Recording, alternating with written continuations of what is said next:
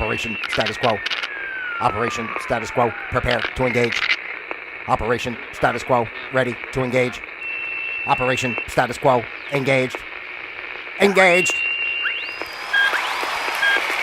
Hello, ladies and gentlemen. Yes, indeed, it is Operation Status Quo. Believe it or not, you are here. Oh, you know what? I forgot to turn I didn't realize I didn't have my music up. Here it is. I forgot to turn it up. Now we turn it down. That's what we should do with the whole show, right? How we doing out there, ladies and gentlemen? Wonderful to be here today on Operation Status Quo, of course. Well, and a pleasure to have you here with me as well, because, you know, this is a place of love and joy and togetherness, and really just a space to have fun, put a smile on your face. I hope it puts a smile on your face. This is the place to put a smile on your face. There's no time to waste. Yeah, I'm off to a good start. I made a rhyme. Heyo. All right. So, yeah, glad to be here. I am Pete.Palma. I am your user-friendly host. I am broadcasting live from the comfy confines of my very own home, ladies and gentlemen. This is Operation Status Quo, the place where we observe the status quo of life, where we learn to flow with the status quo of life. And then, of course, most importantly, we create our own flow of quo, because that's the only way to go. So what are you doing out there today to create your own flow of quo? You know what to do. Let me know in the comments below. And if you're not living your flow of quo, you know what you're doing. You're living someone else's flow, and that is an absolute no, right here on Operation Status Quo. So, all right, I'm feeling good. I'm feeling loose. You know, guys, I like to, this is the live stream of consciousness, so we just kind of get into it. The live chat is here, so if you happen to be here while we're live, then feel free to chime in and drop in on the chat. Otherwise, you know, the comments are always there, and you can do that as well. Whatever makes you feel good. Whatever makes you feel good. All right, so today, ladies and gentlemen, is the, first of all, I hope you had a nice holiday weekend. It's summer unofficial end to summer, which is nice about Florida in a way, because you know, it never really ends, the summer here in a sense, but the weather becomes, you know, more tolerable, at least. So it's really nice the last couple of days, actually. The humidity went down just a little bit, and it's been very pleasant, comfortable, like really beautiful. So I hope it's beautiful where you are too. Actually, it really is beautiful anywhere. It doesn't really matter, right? I mean, even when it's gloomy, it still could be beautiful. It's all with our perception of it is. Although the sunshine does make a big difference, I have to say that. So I hate to go back and forth and talk out of both sides of my mouth, but that's what makes for a show. You never really know what the hell I'm saying.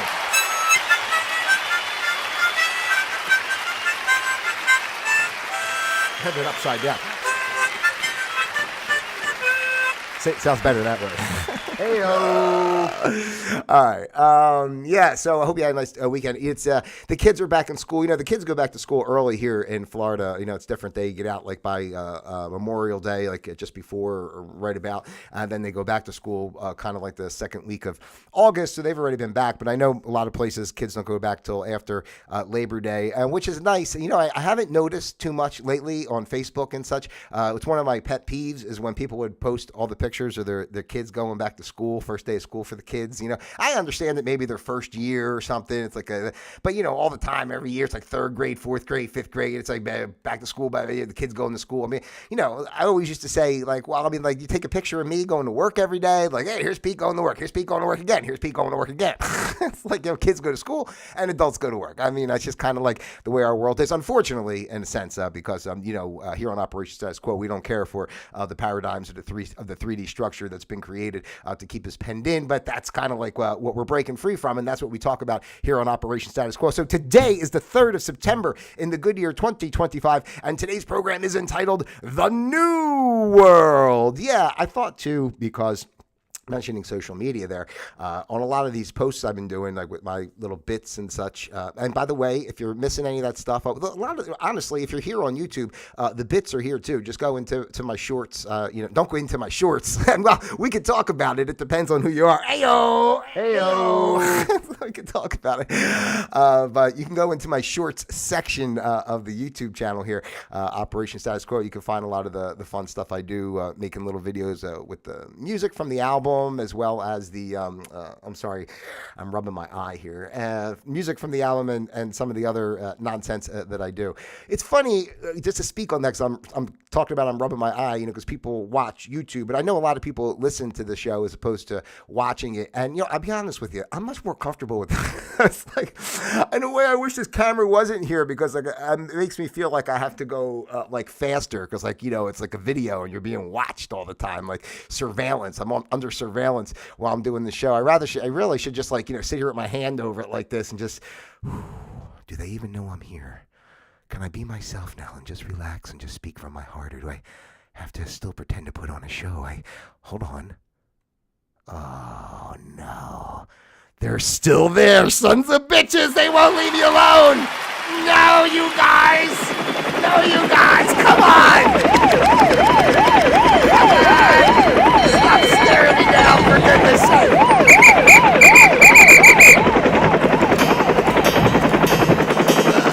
Oh, you, everybody out of here. Ayo. All right. I love the Ayo. It's the best part. And I still keep watching the old episodes of Johnny Carson, anyway. Let's try to keep it somewhat on track. But so the social media, I was saying, I was talking about the new world. Yes, and the bits I've been doing and such on social media, and I try to make it fun with titles and all that kind of thing. That's what you do with that stuff, I guess, right? And it's fun to try to, I don't know, it's just fun. So, but I've been saying on all these social media posts, the new world is here. Join the new world. I wonder, for people who don't know me at all, if they think I'm some sort of, nut or what. But I mean, it's fun. It's fun. It's all in good fun. But the new world is here, and what I'm talking about today is why do I? For those who may even wonder, why I say the new world is here at pete.palma.com, but it's not like me. I'm not the new world. I'm trying to be a facilitator into getting people to think in a certain perspective to help bring about what could be, what is really the new world. We talk about all the time here that, humanity's consciousness is rising and such. Oh, I did it again where I didn't talk about what's happening later in the show. Well, if you're somebody who stays with me, you'll know we have a guest later, and we're going to do a little this day in history. So can you imagine if I tried to do timestamps for this? It would be every 30 seconds would have to be a different timestamp. And listen to timestamp 6 before, and then go back to timestamp 3. This way you get the continuity of the show, how it was meant to be. Yeah, but anyway, I always talk about the, humanity's consciousness rising and such. And, there's people, it's funny because so many people in a way are going kicking and screaming in a sense, there's just so much anger in the world over things. And I think people are really more angry just over the fact of the confusion of it all, because, the number one thing about with the new world and what I'm saying and what I'm trying to get to is the heart of it really is believing in yourself, and even taking space to be aware that there is something to be aware of, to believe in yourself. When you say believe in yourself, okay, I believe in myself. What does that even mean, right? But if you're if you're someone who is able, I don't even know how to explain it in a sense, because how does someone become aware of being aware, right? I mean, it's such an odd kind of concept. People know that they're alive. They know that they do what they do. But everything in our day-to-day life, and as far as our physical way goes, is so reactionary, right, to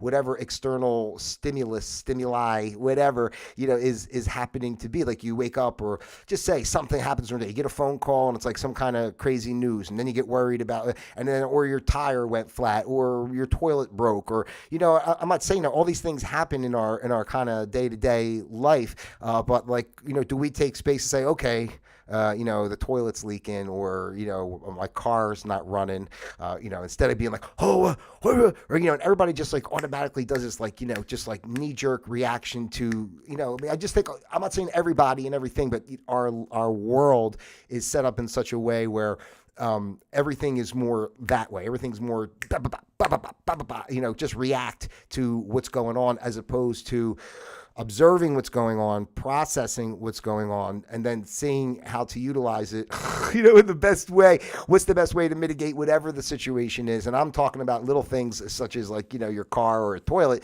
but actually the toilet's pretty important probably, right? What a problem with that. Otherwise, you got a bucket in the house. But, in our in our current geopolitical, societal functioning, all that stuff world, people are just, everything is built to just do that like reaction. Like, even simple things like when I talk about like, the HOA, I've talked about the HOA in here a few times and stuff. I'm just saying that like all those type of groups, corporations, even when you go to the hospital or a doctor, everything is just like a protocol,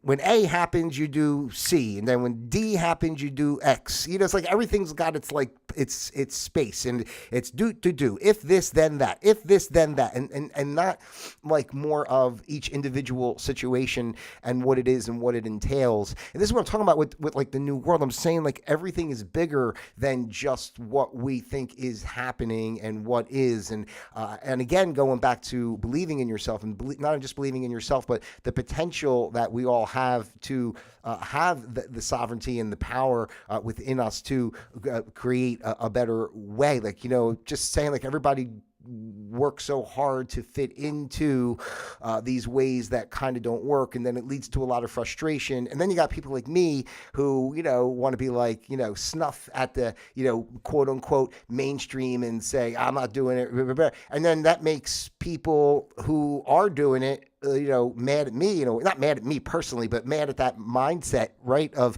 who are you to think that you don't have to give your whole life up for who are you to think you shouldn't get a colonoscopy when you're 50? Like, what I'm saying? Like, it's just like this is what you do, this is what you do, this is what you do, and it's like, and everybody's like fine with you until you kind of not do that, right? And I'm not even saying about. To me, this is all about you, me, you, each individual. This is not about what anybody else. You're always going to have people, right? And that's part of it too.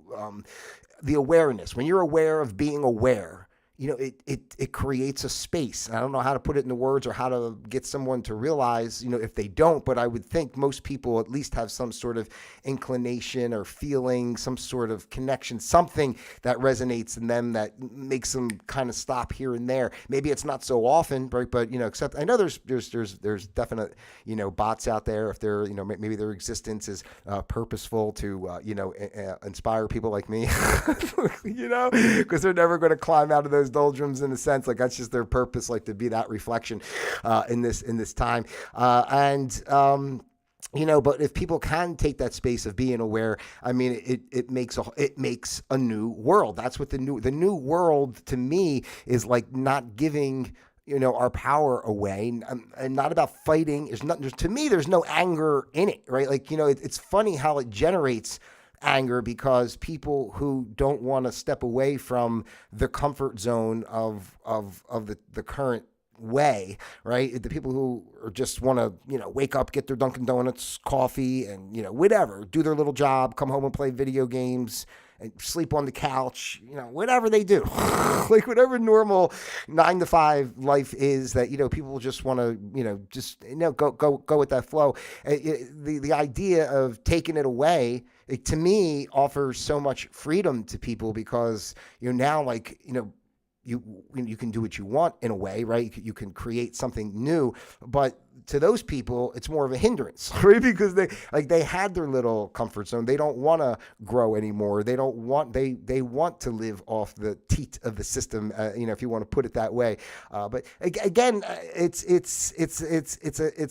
I've said this before about it's our confluence of energies and agreements, through higher levels that create what we see in the world. But again, and I was kind of saying this, and I think I got off topic a little bit, but we're always going to have people in our life that are and again, not labeling, but just say like, that are not for us per se, or toxic in certain ways emotionally and such. And not even that, even as simpler than that, excuse me, just situations and people that may come into your life for a very short amount of time, maybe just for, a moment, maybe for months, whatever, right? But there's, and you might have to, might not be, they might not be your cup of tea per se, or it might not work out or whatever, but the meaning and what happened with the relationship and the situation is still important. It teaches you something. But I also think, excuse me again, that it's very important for people to again saying be aware, being aware.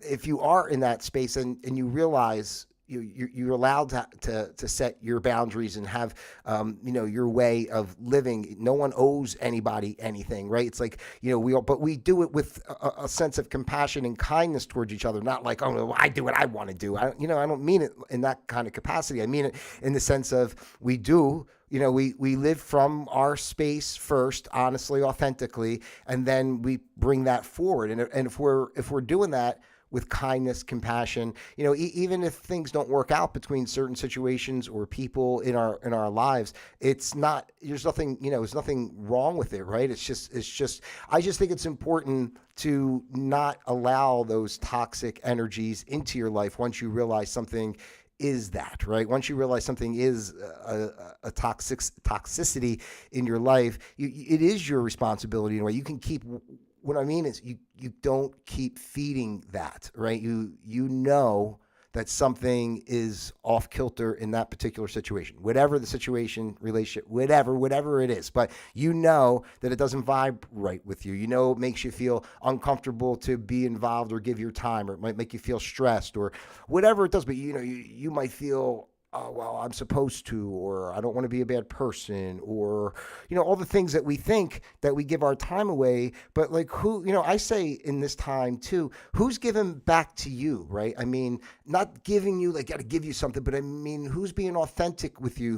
Who speaks to you from their heart in a real way, that wants to talk to you as a person? It's wondering how you're doing, as opposed to all these fake relationships and such, and ways of being with, work structures and even interpersonal relationships. Everything's got to be on this kind of way of showing each other something. You know what I mean? But why not just be? And then the people that are right for you will be with you, and the people that aren't. And it's really okay. Like everyone's on the same journey. We're all going to the same place ultimately. So however you want to go about it, you go about it, whether it takes you one lifetime, a gazillion lifetimes, or, you never want to learn it. I don't know.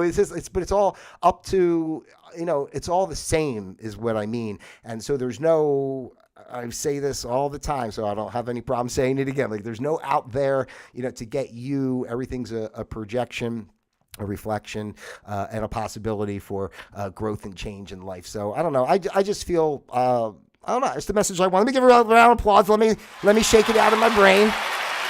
Kind of went into that pretty good, I think. I think there's anything else I really wanted to say about that. But just to end it, we'll say that, Hey-o. we're all having that human experience and such. And the new world, it's here. It really is. Like, we can't deny what's going on just out there. And again, it's all just showing to get us to, go deeper within.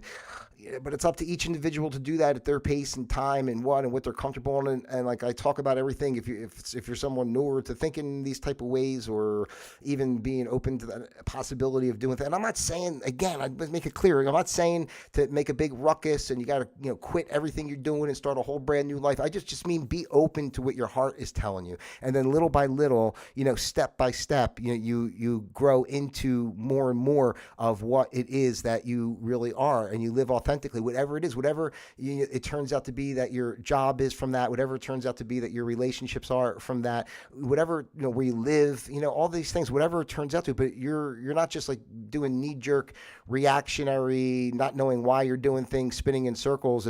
It's kind of coming from your heart. And the more you do it, it's like anything else. It's like building any other muscle. The more you do it, the more you feel it and resonate with it, and you're able to give yourself a little more space and a little more space. And when things get tougher, because they get tougher, like when you try to do all this, when things get more difficult, then you're able to take even more space and say, okay, I feel this and I understand, that it's, what is it teaching me? So you get back to, oh my God, I thought I lost the show for a second, but I'm buffering a little bit, but I'm still here. Thank God. That's always a possibility here, ladies and gentlemen. But the more you can take that, you'll have more space to be able to reflect more. Like, you can take more is what I'm saying. The more you do it, the more you can handle as far as what seems to be difficult, because you're able to take more space and look at it as what is it showing me, as opposed to this hurt my feelings, or this was wrong, or I'm upset, and all that type of thing. And it also puts you in a space of being able to show more gratitude, because when you are upset and you think something's wrong, or you've been whatever, you haven't gotten what you deserve, or whatever you want to say, when I start thinking like that, if I start thinking something in that regard, I stop right away and start saying, well, shit, what am I complaining about? Like, I go back to what I'm thankful for, like what I have, and what I've been through, and what I've accomplished up to this point. And I never want to put expectations on, because that's how you ruin it. It doesn't, it comes as it's supposed to come, and you got to take yourself out of it. So and that's what the new world is all about, ladies and gentlemen, here on Operation Status Quo. Yeah. All right, we're going to move on. Heyo. All right, ladies and gentlemen, a very special guest here today on Operation Status Quo live via the Starlink OSQ satellite. We have, believe it or not, I was able, to get this guest. I really wanted to share some of the stuff that's going on. It is the one, the only, ladies and gentlemen, if I could, Bill Gates. Yeah, Bill. Oh, hey, Bill, it's so great to be here on your show.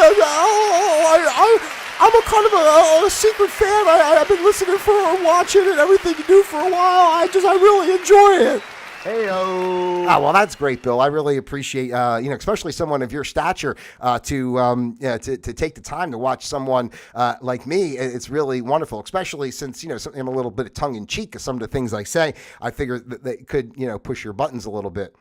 Oh, well, yeah, it gets me a lot. Sometimes, I understand that you don't understand what I'm doing, but it's okay. Some of the things you say, but how can I complain? Just like what you said about being thankful. I might get upset listening to something you say, but then I go, I'm like a multi-billionaire. Also, like, what am I upset about? Yeah. It's a pretty good point, Bill, that's for sure. You don't have to worry about that in that department. So, listen, a pleasure to have you here on Operation Status Quo. Again, I know you're very busy, so I know I just want... Maybe you want to just share with the audience how you've been and how everything's going with trying to wipe out the human population. Actually, it's been great. We've been doing a lot of stuff with the eugenics, and we're splicing DNA, and we're tying DNA in knots, and we're turning things into other things. And I don't know if you heard, but I am now making butter out of gas, and I'm also buying up all the farmland in the United States. So what I'm really thinking to do is, if I'm gonna maybe I want to take all the farms and I'm gonna build gas stations there. So we could just have as much butter as possible, and then I'll probably put up some used car lots there, and we'll get the gas cars that are still around. We'll get them working for us too, and eventually my goal is to have you be able to feed yourself from your tailpipe. It'll taste like butter. It'll just be fabulous. What, Bill? That is very ingenious of you. I did hear about you making butter out of gasoline. Heyo. And I did hear about the farmland also. So congratulations on buying up all the U.S. farmland, and very ingenious again of you to take something like gas and turn into butter. I guess really then you could take anything and turn it into. You could take gas and turn. Does it have to be just butter, or can you take gas and turn it into whatever you want? Well, we're working on it. We're starting with the butter. It's a staple in an American household, so we want to start with the butter and get it there. But I've been working on so many things. When I first started, I wanted to take chickens. I wanted to turn the chickens into roads, and then I wanted to turn the roads into soy, and then I wanted to take that soy and build buildings. We're still working on that too. I think soy buildings would be an amazing complement to the United States infrastructure. But aside from that, get enough chickens is kind of difficult. So anyway, I just wanted to share all that. I appreciate you having me here on the show. Yeah, Bill, again, it's great. Thank you for taking the time. Is there anything else you'd like to say, add, do, give, provide, insert for the wonderful people of the world? Bill Gates. No, just stick with me. We're working on things. I think, seriously, we've been working really hard, and I really believe within the next, I say 5 to 7 years, we probably can cut the world population down by a good 35%. So I'll be looking for you. Don't worry about that. So until next time, bye. All right, Bill. Oh, gosh. Thank you, Bill Gates. Turning chickens into roads. What do you say? Turn chickens into roads, roads into soy into buildings. Is that what something like that? No, yeah, the roads. Yeah, anyway, ladies and gentlemen, that's what we got going on here. Bill Gates here on Operation Status Quo. So let's move on, and we're doing really well today. You know, I'm always trying to keep it under 30 minutes, but then I just talk too gosh darn much, and it never happens. But let's do a little bit of it is time for now, ladies and gentlemen, this day in history. Yeah, all right, this day in history. Let's go over here. So today is the 3rd of September, and we will be discussing days like today, but not today, because today is its own day, and the days we will be discussing have already passed us by. Unless something really crazy happens today, then we can talk about it next year, right? All right, here we go. Ladies and gentlemen, so today, September 3rd, here we go. Back in 1993 on this date, a chimp beats brokers, right? Chimp beats brokers. What is this? What are we talking about? What are we talking about? After a month-long contest in which a Swedish newspaper pitted a chimpanzee against 5 stock analysts to see who could earn the most on a $1,250 investment, the chimp had earned $190 as compared to the stockbroker's best of $130. The chimp picked his stocks by throwing darts. So there you have it, ladies and gentlemen. The chimp, this is not hard to believe that the chimp has beaten the stockbrokers, right? I mean, really, that's the whole point of what I talk about as our mainstream structures and the way our jobs and such are constructed. You could basically put a chimp in any of these jobs. You could put the job I used to do. You could have put a chimp in there. And quite honestly, I do believe the chimp would have done a better job than me because, you know, I'm obstinate that way against things that I don't care for. The chimp is happy to get a banana and he'll do whatever you say. All right, the search for, no, not the, it doesn't say the, it says search for Tomorrow. On this day in 1951, the soap opera Search for Tomorrow debuted on CBS TV. It was initially broadcast as 15-minute live episodes. It ran for 35 years, switching to NBC in 1982. Yeah, switching to in 1982.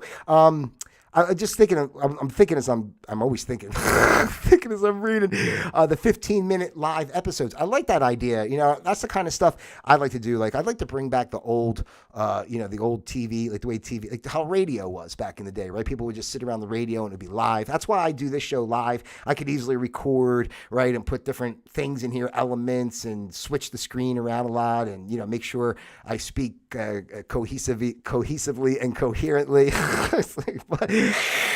We do it live because it's the live stream of consciousness, and I'm man of the people, and I love you out there, and I'm trying to be my authentic self. That's exactly what we just talked about with the new world, right? So, you gotta live what you say. I can't just say it and then not do it, because then I'm a hypocrite, ladies and gentlemen, and I prefer not to do that, and I would like for you not to do that either. Don't be a hypocrite. Be what you are. Just, even if you're an asshole, just be honest about it. I think that's what it's all about, quite honestly. I always tell people that. It's okay. If you're an asshole, just be honest. Just, I'm an asshole. All right, yeah. All right, now we can get somewhere.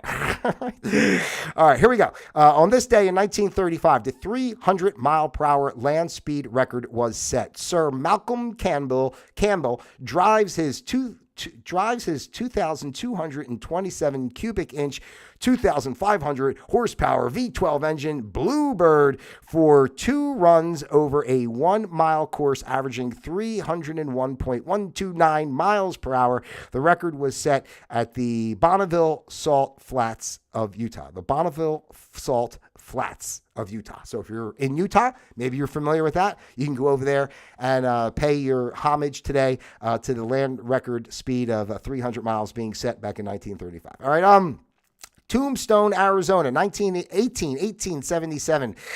Let's see here. What does it say? Ed Scheifelin I can't freaking read this damn crap. I apologize, man. I need the better, microscope when I'm trying to read this stuff. Okay. Ed Scheffelin files his first mining claim, which he named Tombstone. When Scheffelin first started looking for ore, he was told by a friend, the only rock you will find out there will be your own tombstone. So I guess when he finally found something, he named it Tombstone. So that's not a very interesting story, but it did happen on this day in history. And this day in 1783, the American Revolution ended, ladies and gentlemen. But now it seems like it's back again. It's like it went away. It took a little break, but now we're kind of back again, right? So the war, well, we know what it was. But anyway, it ended on this day in 1783. Australia's naughtiest home videos. Oh my God. This is in 1992. The TV show Australia's Naughtiest Home Videos debuts. It featured home videos that included genitalia. Oh my God, genitalia. I don't know if that's officially a part of the human body, if we're allowed to look at it, even think about it, but genitalia was shown, ladies and gentlemen. People having sex and animals having sex, for God's sake. I mean, I hope they didn't cross the line with the people and animals. I hope they had that on separate platforms.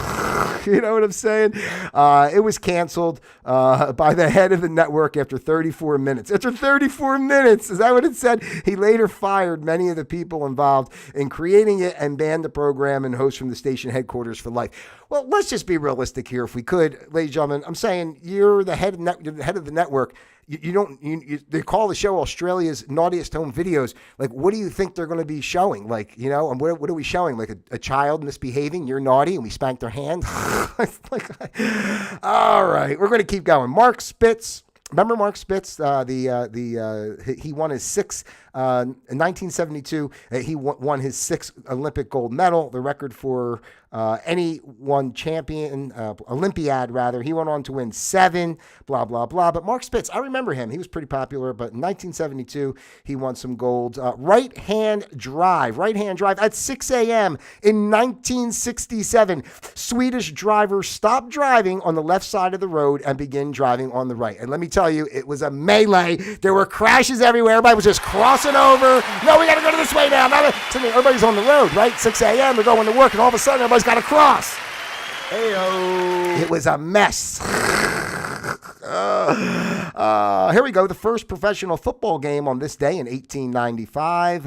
It was played in Latrobe, Pennsylvania. It was a Latrobe Athletic Association beating the Jeanette Athletic Club. That was 12-0, ladies and gentlemen. So that's what happens. I guess that back then the men and the women played together, right? It was different. So the Latrobe went out there and they beat the hell out of Jeanette, poor woman, and they won 12-0. I think that if you're playing a team called Jeanette, you probably could have done a little better than 12-0, right? Okay, here we go.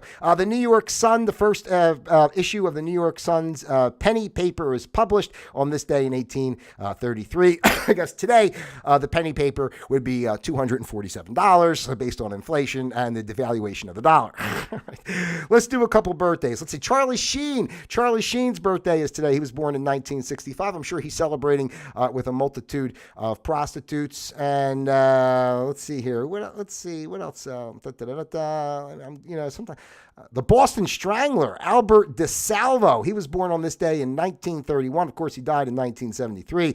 American criminal. He confessed to being the Boston Strangler and murdering 13 women in the Boston area from 1962 to 1964. Although he was never tried due to lack of evidence, with many doubting his confessions. But they say he was convicted of some charges and sentenced to life in prison. But that's I did it. I'm telling you, I killed all these women. Listen. We really want to put you away for that, but we don't have the evidence to prove it. I know you don't have the evidence because I got rid of it all, but I did it. No, sir, we can't have it this way. But, from 2 years, it was 1962 to 1964, he only killed 13. I think he was kind of slacking. You could have. It's one every 2 months. I guess it takes time. By the time you strangle them and hide the bodies and do everything, it's probably emotionally wears on you too to kill somebody and have to dispose of their body and everything. I would think that probably could weigh on people. We got anybody else that's worth mentioning here? I'm scrolling down the list. Scrolling. My right thumb is scrolling. Vince Lombardi. Speaking of football, Vince Lombardi. Oh, he died on this day. I'm sorry. Well, he was born in 1913, but he died on this day in 1970. So let's see. Anybody else that we want to go to? No, that's it. We're going to call it a show right here. 34 minutes. Oh, my God.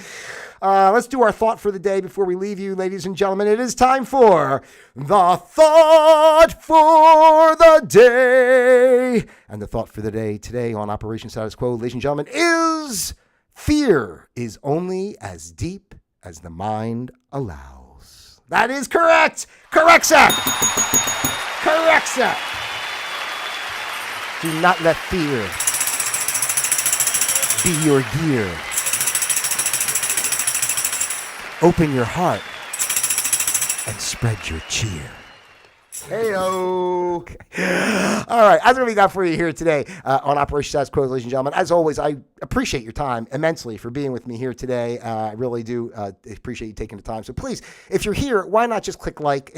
All it takes is just a little click. I'm really trying to help the platform grow a little bit. You know, share it out. Tell people there's some crazy guy on the internet that comes out and says a bunch of nonsense that don't mean anything, but he's kind of fun to listen to. So just like share it out there with your friends, your family, those you love, and of course, those you despise as well. As you very well know, I love each and every one of you out there individually as well as a group. Please look me up on all the social media platforms. Check out pete.palma.com. Don't forget to stream the Happy Day album. And other than that, God bless you out there. And until next time, Operation Status Quo, disengaged.